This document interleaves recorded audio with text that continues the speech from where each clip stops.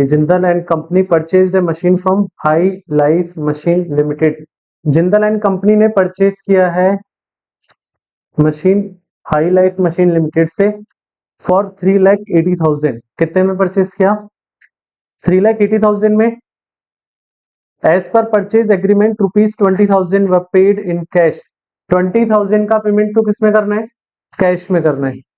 And balance bye issue of share of 100 each. और जो balance payment करना है वो करना है शेयर इशू करके। और कितने रुपए वाले?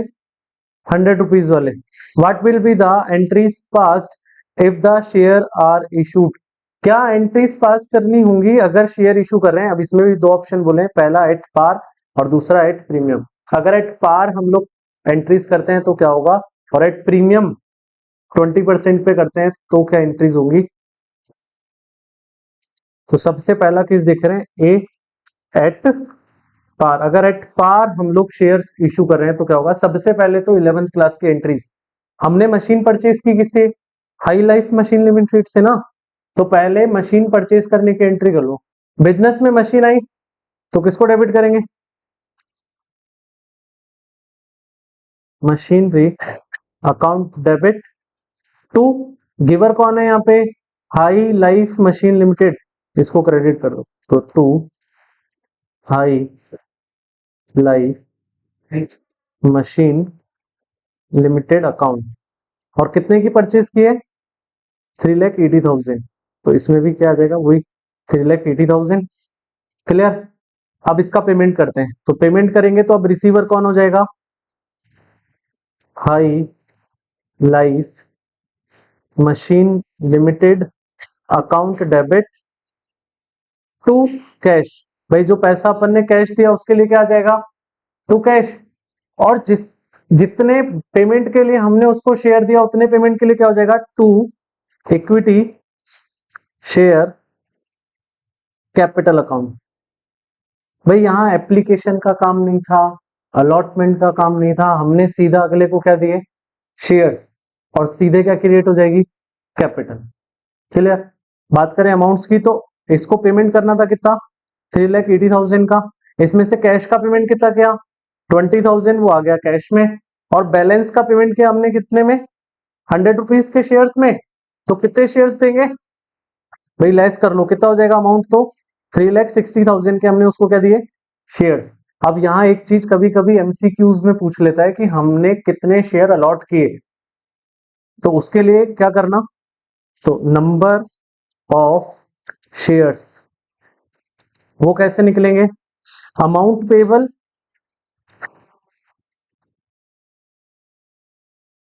इसको डिवाइड कर देंगे किससे? Issue price.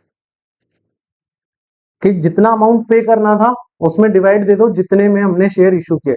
तो अमाउंट पेबल कितना है यहाँ पे? तो नंबर ऑफ शेयर्स के लिए क्या करना? अमाउंट पेबल कितना है? 3,60,000। भाई 20,000 तो कैश दे दिया था ना, तो बाकी पेमेंट कितना करना है? 360। इसको डिवाइड कर दो, कितने रुपीज में दे रहे हैं शेयर? 100 रुपीज में। तो कितना हो जाएगा ये? 3,600 शेयर्स दिए। क्लियर? क्या कोई दिक्कत? पहले ये कंप्लीट करो। सेकंड, अगर इन्हीं शेयर्स को किस पे इशू किया जाता? 20% प्रीमियम, केस नंबर बी। अगर एट प्रीमियम पे करते हैं, पॉइंट नंबर बी, अगर एट प्रीमियम पे किए तो पहली एंट्री में चेंज नहीं है, ये मशीन परचेज करने की एंट्री तो एज इट इज हो जाएगी। Machinery account debit to high life machine limited account. Short में लिख रहा हूं, भी नहीं मैं, एग्जाम्स में तुमको पूरे लिखना है। कितने में? 3,80,000। और अब इनका पेमेंट करेंगे तो वही high life machine limited account debit. Cash दिया तो टू कैश अकाउंट। फिर क्या दिए? शेयर, तो क्या क्रिएट होगी? Share capital account. और प्रीमियम है तो टू सिक्योरिटीज प्रीमियम अकाउंट। बात करें अमाउंट्स की तो यहां पे पेमेंट करना था 3,80,000 का। कैश कितना दे दिया? 20,000। सर अब कैपिटल में कितना आएगा और प्रीमियम में कितना आएगा? इसके लिए पहले कैलकुलेशन होगी किसकी? पहले कैलकुलेशन होगी नंबर ऑफ शेयर्स की। तो नंबर ऑफ शेयर्स कैसे निकलेंगे, वही अमाउंट पेबल कितना है 3,60,000 डिवाइडेड बाय इशू प्राइस। अब इशू प्राइस है 100, तो ये प्लस 20% प्रीमियम है ना, तो इसी में क्या कर दो, ऐड कर दो 20% प्रीमियम इसका 20 रुपीज। कितना आ जाएगा ये 120, 360 डिवाइडेड बाय 120 करोगे तो ये कितना आ जाएगा 3000। तो कितने शेयर्स इशू करेंगे 3000। अब बात करें कैपिटल कितने से क्रिएट होगा, 3000 शेयर्स पे 100 रुपीज की कैपिटल कितना हो गया 3 लाख की कैपिटल हो गई, और 3000 शेयर्स पे 20 रुपीज का प्रीमियम कितना हो गया 60,000 सिक्योरिटीज प्रीमियम। क्लियर है, कोई दिक्कत, करो कंप्लीट। कुमार लिमिटेड ने परचेज की assets of ₹6,30,000 from Bhanu oil limited, और Kumar limited issued equity shares of 100 each fully paid in consideration. What journal entries will be made if the shares are issued at par and at premium of 20%? तो first entry दोनों की common बना लेते हैं। अब यहाँ पे असेट्स का नाम दिया हुआ नहीं है कि क्या असेट परचेज की है, तो क्या असेट्स को डेबिट कर दो, तो सन्ड्री असेट्स अकाउंट डेबिट, और किससे परचेज किए, to Bhanu oil limited account, कितने में 6,30,000। इसके बाद इसको पेमेंट करेंगे, तो पहला वाला केस देख रहे हैं, एट पार अगर करते हैं तो क्या होगा, तो एंट्री बनेगी Bhanu oil limited account debit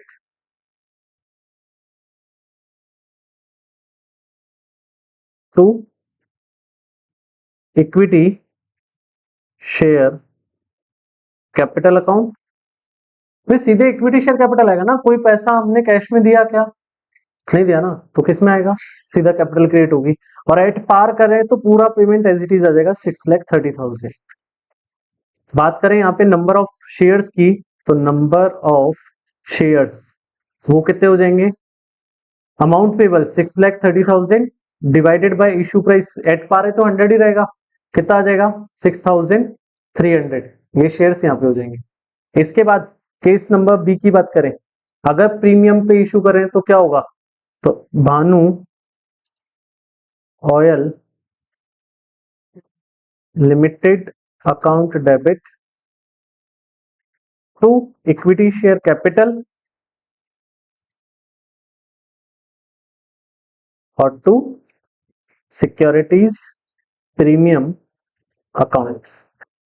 इसको पेमेंट करना था कितना 6,30,000, और इन दोनों के लिए पहले कैलकुलेशन होगी किसकी, नंबर ऑफ शेयर्स की। अब नंबर ऑफ शेयर कैसे आएंगे इसके, अमाउंट पेबल कितना है 6,30,000 डिवाइड कर देंगे इशू प्राइस से, कितना है 100 प्लस प्रीमियम ऐड कर दो 20, तो ये हो जाएगा 6,30,000 डिवाइडेड बाय 120। सॉल्व करो कितना आ रहा है 5250, 5,250 शेयर्स आएंगे। क्लियर। अब बात करें पेमेंट की, तो कैपिटल कितने से क्रिएट होगा, 5,250 को मल्टीप्लाई कर दो, जितने का शेयर है कितने का 100, तो 5,25,000 की क्या आ जाएगी कैपिटल, और इसी को मल्टीप्लाई कर दोगे प्रीमियम का अमाउंट कितना 20 रुपीज, तो 20 से मल्टीप्लाई करोगे तो कितना हो जाएगा 105,000।